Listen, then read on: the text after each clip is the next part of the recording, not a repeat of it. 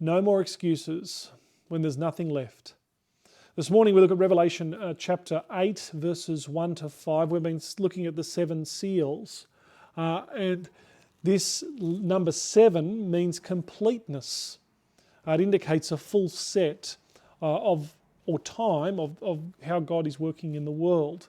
We've been through the first 6 seals. We've seen God's people protected.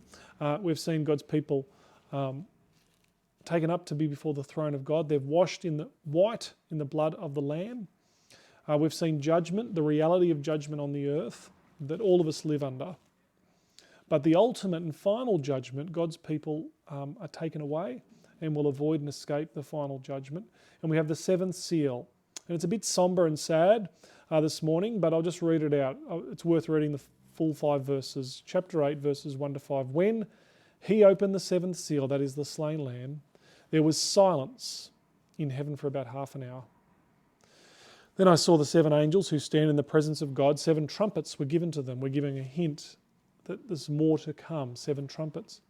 Another angel with a golden incense burner came and stood at the altar, and he was given a large amount of incense to offer with the prayers of all the saints on the golden altar in front of the throne.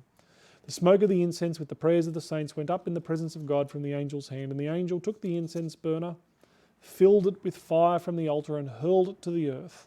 And there were peals of thunder, rumbling, flashes of lightning, and an earthquake.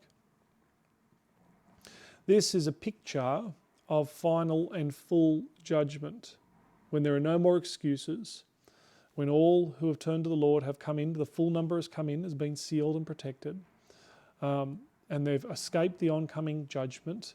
They've washed themselves white in the blood of the Lamb.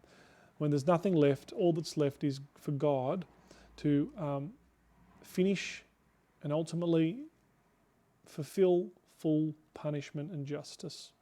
And this is that sad picture where that's all that's left. Now remember, earlier on in the 5th seal, or I should say the 6th seal, there was a violent earthquake in chapter 6, verses 12 to 17. There was a violent earthquake, heavenly bodies falling from the skies.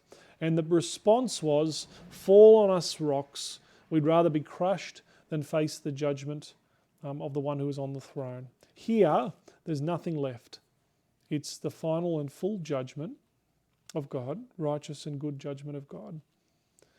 And that's why it says, it hurled it to the earth and there were peals of thunder, rumblings, flashes of lightning and earthquake. This is one full set of judgment within Revelation. Now, we're going to get into the 7 trumpets over the coming days, which is the next part in chapter 8, verse 6, the 7 trumpets.